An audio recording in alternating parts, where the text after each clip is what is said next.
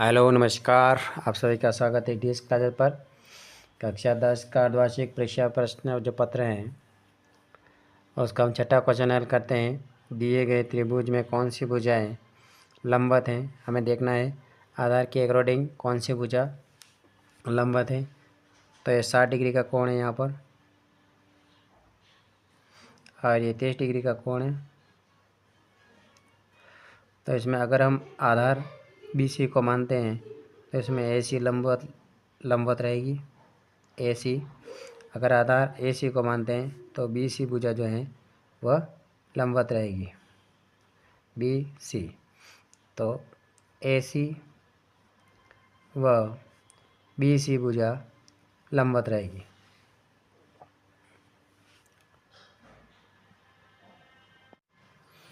सातवां क्वेश्चन है, दो बिंदुओं A 2,4 तथा B -2, -4 को मिलाने वाले रेखाखंड के मध्य बिंदु के निर्देशांक हैं। तो हमें एक रेखाखंड बनाना है, जैसे रेखाखंड हो गया AB, इसका निर्देशांक है 2,4, इसका निर्देशांक है -2, -4। अब ये मध्य बिंदु है C, इसके निर्देशांक हमें ज्ञात करना है। तो मध्य बिंदु का निर्देशांक ज्ञात करने का जो सूत्र है, x बराबर x2 प्लस x1 बटे 2, y बराबर y2 प्लस y1 बटे 2। ए का निर्देशांक 2,4 -2, -4, x1 y1 x2 y2। अब हमें फॉर्मूला के अनुसार इनका निर्देशांक ज्ञात करते हैं। तो पहले x2 -2 प्लस 2 बटे 2 बराबर प्लस माइनस माइनस 0 बटे 2 बराबर 0। x का निर्देशांक 0 प्राप्त हुआ है। y बराबर y2 -4 प्लस 4 बटे 2, 4 में 4 गया तो 0, 0 बटे 2 बराबर 0। यानी किसी का जो निर्देशांक है वो प्राप्त हुआ है 0,0। स वाला ऑप्शन आपके सही रहेगा। प्रश्न संख्या 8 है, tan 60 डिग्री का मान होता है, सारणी के अनुसार tan 60 डिग्री का मान होता है √3।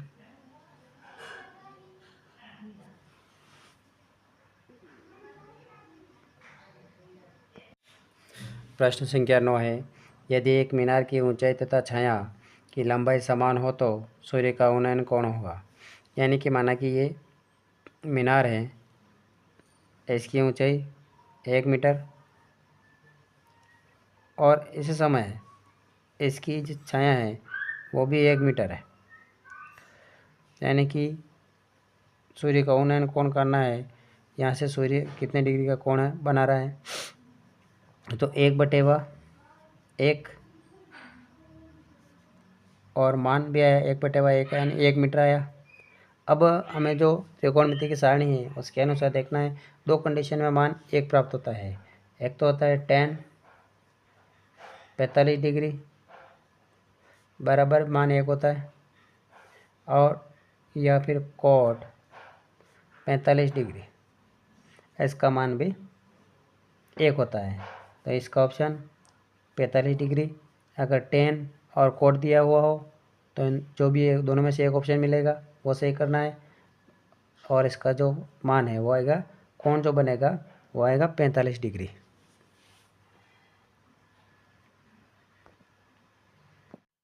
10वां प्रश्न है, वृत्त की सबसे बड़ी जीवा कहलाती है। जैसे माना कि हमने वृत्त बनाया, अब इसमें जितनी भी इस प्रकार से लाइनिंग जो होगी वह सारी वृत्त की जीवा कहलाएगी। और वृत्त की जो सबसे बड़ी जीवा होती है यानी ये वाला होगा, यहाँ पे इसकी लंबाई सबसे ज़्यादा है, और यह जो है इसका व्यास कहलाता है, वृत्त का व्यास। इसका जो आंसर होगा वो व्यास रहेगा।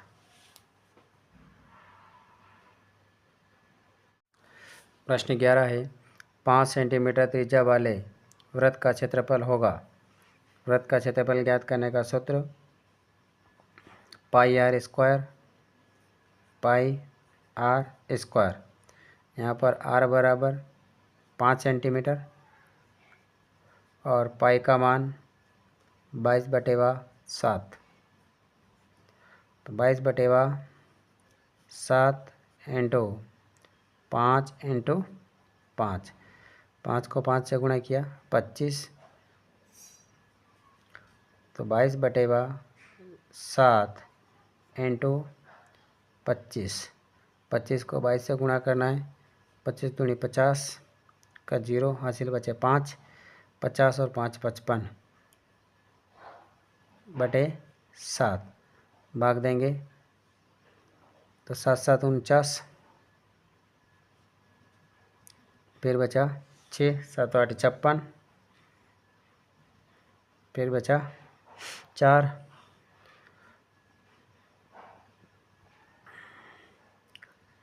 भाग देंगे तो फिर दशमलव लगेगा यहाँ पर, 4 बचा, 7 पंजे 35 और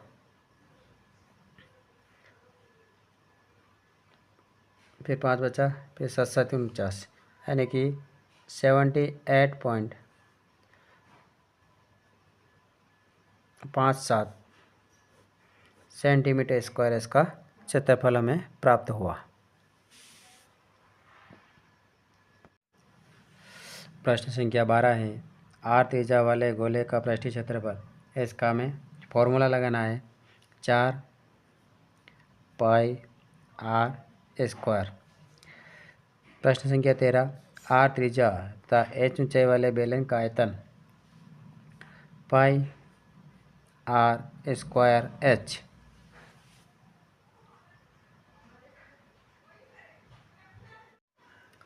चौदह प्रश्न आंकड़ों का माध्य ज्ञात कीजिए। तो 4 + 10 + 5 + 9 + 12 बटे 1 2 3 4 5, 5 का भाग देंगे 19, 19 और 9 21, 26, 26 36, 36 4 40, 40 बटे 5 भाग दिया 8 पंजा 40।